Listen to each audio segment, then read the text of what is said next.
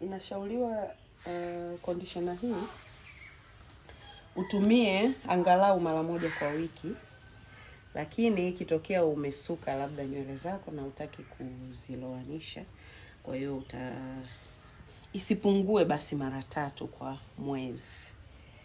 Utafanya steaming kama hapa unaona nimeshapaka, nimekolea kichwa kizima. Baada ya kupaka una massage pole pole ngozi. Lengo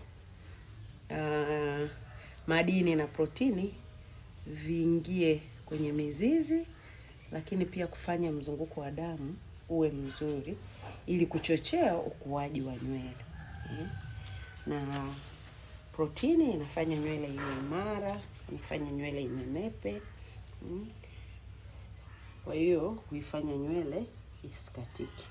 Basi unafanya namna hii, una massage angalau kwa dakika 3 au 5. Mimi nina massage kwa mikono tu, lakini pia vipo vitana sasa hivi vimetoka, unaweza kumassage kwa vitana. Lakini najaribu kuonesha kila namna ili usiseme nilishindwa, nilikosa kifaa cha kumassage. No. Naweza kumassage tu kwa mikono. Anaweza kukumassage mtu mwingine.